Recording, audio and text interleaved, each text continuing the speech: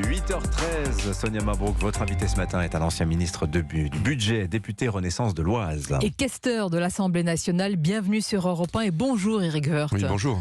À choisir, dites-nous, est-ce que vous préférez la roulette russe ou la grosse Bertha ? Je préfère attendre avant de choisir.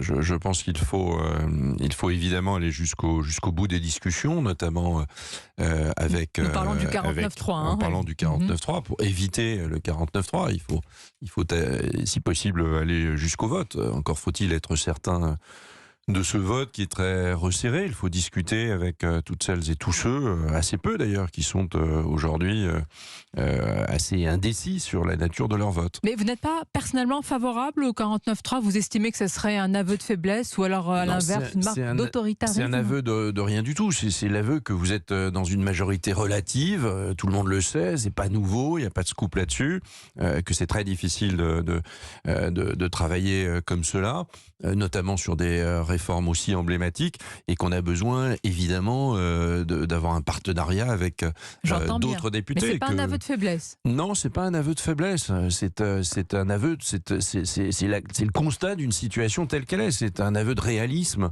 et de pragmatisme. Mais je pense qu'on peut aboutir à une majorité. Il faut continuer à discuter. Et je pense que le gouvernement le fait. C'est son rôle. Mais sur le symbole, vous avez quand même changé d'avis, Éric Woerth. En 2015, vous vous souvenez, vous avez dit que le 49.3 était un aveu de faiblesse de la part du gouvernement. À l'époque, c'était Valls, avec d'ailleurs un certain Emmanuel Macron dans ce même gouvernement. Oui, mais il y avait une majorité absolue. Il y avait une majorité absolue, donc ça veut dire que vous ne tenez pas votre majorité absolue. C'était le début des frondeurs, etc. Donc là, on voit bien qu'il n'y a pas un groupe qui est en majorité absolue. Tout le monde le sait.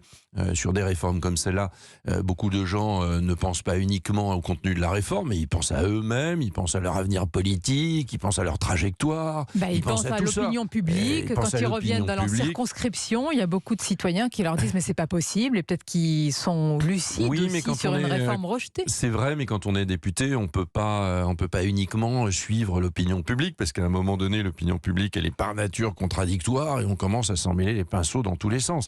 Donc il faut avoir une ligne forte qui est une ligne de conviction. C'est le principe même d'ailleurs du gaullisme. Il y a beaucoup de sous-gaullistes en ce moment. Mais alors en parlant de... je suppose que vous pensez à vos anciens amis des DLR. Est-ce que vous en appelez justement à vos anciens camarades en leur disant ne faites pas défaut à ce vote, soyez cohérents peut-être ? Non, j'en appelle pas. C'est au gouvernement de le faire. Et le poids, c'est quand même évidemment le gouvernement qui l'a. C'est la réforme du gouvernement. Et vous la portez, vous êtes dans la majorité. Oui, je la porte plus que ça. Je la défends évidemment bec et ongle. Mais enfin, pour tout vous dire, la plupart de tous ceux qui sont aujourd'hui chez LR et qui votent cette réforme, comme ça a été le cas pour le Sénat, le Sénat, et puis la grande partie, la majorité des députés LR, je les connais évidemment très bien, et ceux que je connais très bien, ils voteront le texte. Ils voteront les textes. Les autres, ils sont partis dans des aventures personnelles qui les regardent, mais des aventures personnelles au détriment de l'intérêt général, au détriment de l'État, au détriment de la nation, au détriment des retraités, au détriment des jeunes générations. Carrément, au détriment de la nation, ne pas voter la réforme des retraites, ce serait aller contre la nation. Au cœur de notre pacte social, il y a le modèle social. Ce modèle social, il est difficile à conserver dans des situations économiques comme nous la vivons, dans des situations démographiques, c'est difficile. Et nous arrivons à le préserver. Il faut l'améliorer, mais nous arrivons à le préserver. Et la retraite, ça représente l'essentiel de ce modèle social. C'est en tout cas ce qui pèse le plus et qui vous garantit 20-25 ans de vie avec une rémunération payée par ceux qui travaillent. Et évidemment, il doit être réformé régulièrement pour tenir compte de plein de sujets. Et ça, c'est au cœur de notre pacte social. Et il ne faut pas l'oublier. On ne peut pas jouer des jeux personnels ou des jeux ambigus à propos de cela. On ne peut pas ne pas être courageux là-dessus. Donc le courage, c'est le vote. Le courage, c'est le vote. Le courage, c'est pas nécessairement de tenir, d'aller dans le sens de l'opinion publique. Je dirais pas ça tout le temps, évidemment. Il faut évidemment écouter l'opinion publique. Mais l'opinion publique, elle était elle-même extrêmement contradictoire. Elle dit, je tiens au modèle de retraite. Je suis attaché au modèle de retraite. Je veux que ça continue comme ça. Je ne veux pas changer de modèle de retraite. Pas avec ce mais projet. En même temps, c'est jamais le bon projet. Et c'est que vous nous avez dit qu'il n'y avait pas d'alternative. C'est compliqué dans ces cas-là. Mais il n'y en a pas. Et il n'y en a pas. La vérité, c'est qu'il n'y en a pas. Éric Woerth, c'est-à-dire que c'est ce projet ou rien. J'aime pas dire ça parce que ça met souvent dans des impasses, mais c'est ce que je crois profondément. Il n'y en a pas. La première, ce serait de dire on laisse aller, on verra bien. C'est pas possible. Un gouvernement digne de ce nom ne peut pas le faire. Et ce gouvernement ne le fait pas. Il a bien raison. Le deuxième point, c'est par principe d'augmenter, dans ce cas-là, les recettes, puisqu'on est en déficit. Les recettes, vous pouvez toujours tenter de les augmenter. Ce sera des impôts pour tous et pour tout le monde. Et puis, vous n'allez pas jouer avec la nature des pensions. Vous ne pourrez pas baisser les pensions. C'est ce que font les partenaires sociaux entre nous.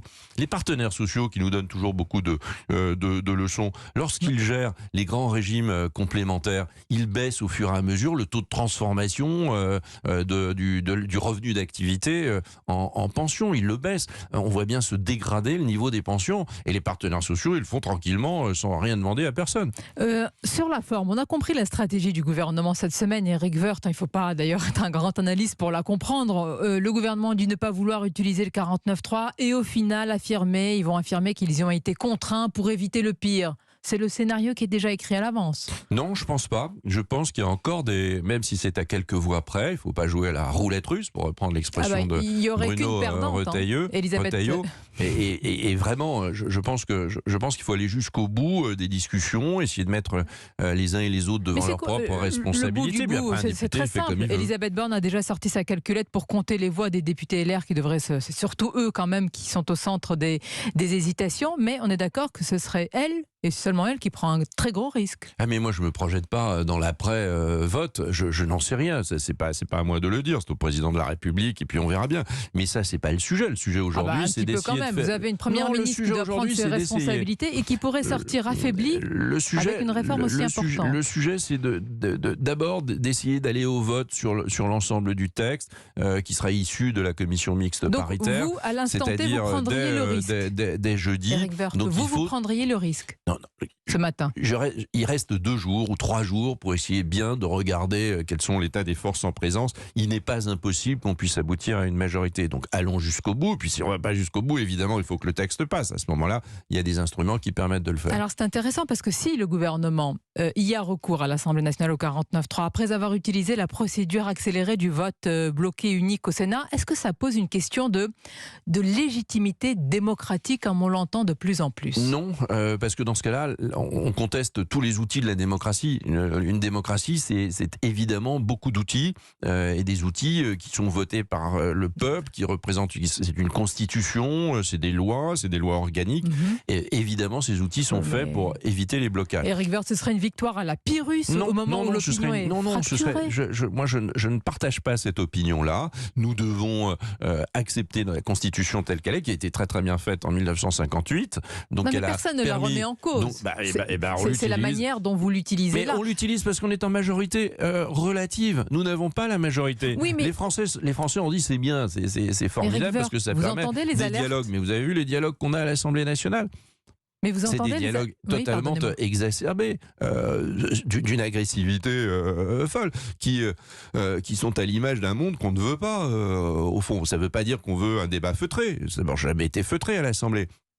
Et à un moment donné, chacun le voit bien, il faut tenter d'avoir une majorité. Quand on n'a pas tout à fait une majorité, il faut convaincre d'autres de vous rejoindre. C'est pas si simple. Votre rôle, c'est aussi de tenir compte des fractures dans le pays. Le leader de la CFDT, Laurent Berger, il a prévenu sur les conséquences démocratiques dans un pays aussi morcelé, avec une opinion publique majoritairement contre. Est-ce que ces alertes, quand même, vous les prenez au sérieux? Est-ce que Laurent Berger, il a prévenu, il a dit au pays les risques qu'il prenait de ne pas avoir un système de retraite garantie sur le long terme? Attendez, est-ce qu'il l'a dit?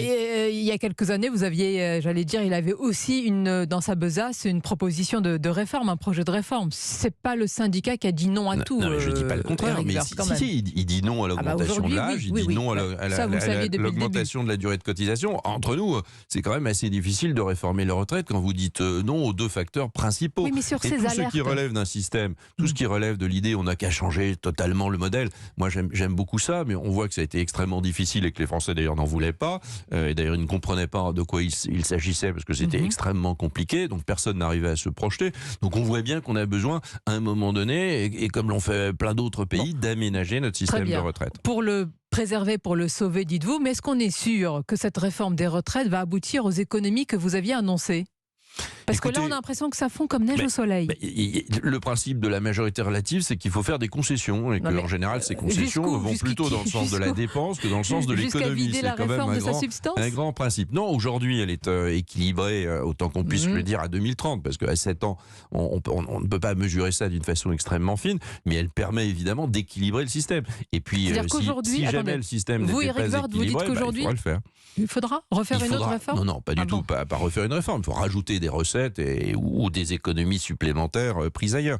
Mais le système, globalement, il est bien équilibré à 2030. Et d'ailleurs, le système, il est juste parce qu'il est équilibré. Il n'y a pas des mesures de compensation qui sont des mesures de justice. La première des mesures, c'est l'équilibre du système. Parce que dans ce cas-là, on garantit une réforme aux jeunes générations. C'est ça la justice. C'est pour ça que je tiens à cette question, c'est-à-dire à l'heure actuelle, est-ce que vous pouvez nous dire justement à combien vous estimez les économies ? J'ai pas totalement le coût des mesures prises par le Sénat et je ne sais pas ce qui sortira de la commission mixte paritaire. Mais vous pensez qu'il y aura un consensus ce mercredi après cette commission mixte paritaire ? Je pense que la commission mixte paritaire, c'est-à-dire des députés et des sénateurs, aboutira et qu'elle aboutira à un texte dans lequel chacun a bien en tête qu'il y a une ligne rouge, c'est de ne pas dégrader le financement, de ne pas dégrader le résultat financier que nous attendons pour 2030, c'est-à-dire un rééquilibrage du système de retraite. Vous nous dites là qu'il y a cette ligne rouge sur la rigueur budgétaire. Hier, au grand rendez-vous Europe 1 CNews Les Échos, l'invité Bruno Retailleau a prévenu qu'il y avait aussi des lignes rouges, c'est-à-dire tout ce qui a été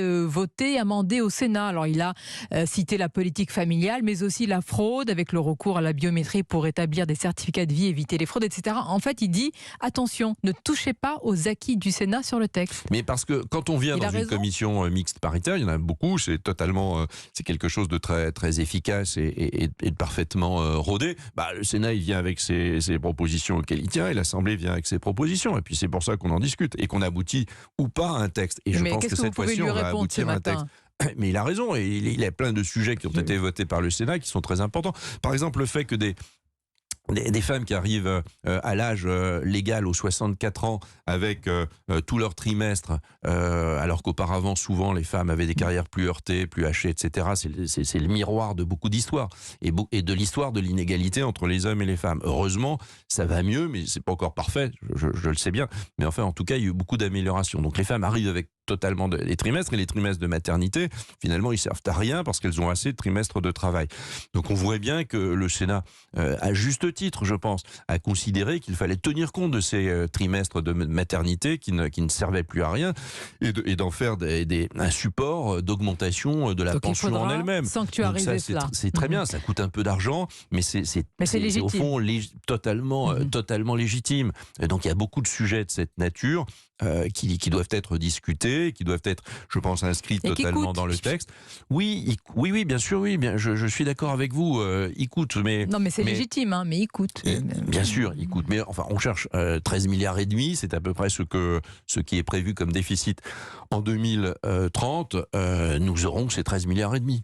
Mercredi, il y aura aussi une nouvelle mobilisation. Vous l'entendez, cette petite musique, Éric Woerth, du choc des légitimités entre la légitimité de la rue et celle de l'Assemblée nationale. Est-ce que vous dites, une fois que la réforme est votée, si elle est votée, c'est fini, le match est plié? Il n'y a aucun choc de légitimité, mais aucun choc de légitimité. La rue n'a pas de légitimité par rapport aux institutions. Comment ça? Aucune légitimité de la rue? Pas de légitimité démocratique. Elle a évidemment la légitimité de dire qu'elle n'est pas d'accord, de défiler, de faire grève. Ça, c'est évidemment légitime. C'est dans notre droit, il faut y veiller. Mais enfin, la légitimité de la décision, elle relève de ceux qui sont élus à un moment donné. Et ça, c'est très important. Sinon, d'abord, il n'y a plus de gouvernants. Vous mettez des ordinateurs, de l'intelligence artificielle, puis vous verrez dans quel monde on verra. On verra évidemment les grands écrivains et les prix Nobel accordés aux logiciels d'écriture de texte. Donc non. Il faut évidemment y mettre beaucoup de compréhension, beaucoup d'humanité, beaucoup d'écoute, mais en même temps, l'intérêt général n'est pas mesuré aujourd'hui par la rue. C'est un intérêt à court terme. Et d'ailleurs, ceux qui défilent aujourd'hui dans la plupart des temps, évidemment, ils défendent défendent leur propre vision du travail. Et il faut les écouter, parce que dans cette vision du travail, il y a beaucoup de choses qu'il faut sans doute retenir. Mais ce sera l'objet de textes d'accompagnement d'une réforme des retraites. La réforme des retraites en elle-même, elle est autonome. Ce n'est pas un préalable de discuter des conditions de travail, du travail en France. Il y aura une loi d'ailleurs, travail et plein emploi, qui va suivre, qui doit accompagner le texte d'allongement de la durée du travail. Merci Éric Woerth. Donc 49.3 ou pas, that is the... Et la réponse? Moi, je ne comprends pas l'anglais. J'aime bien quand on parle français. Vous avez bien raison. Merci beaucoup Éric Woerth d'être venu ce matin au micro de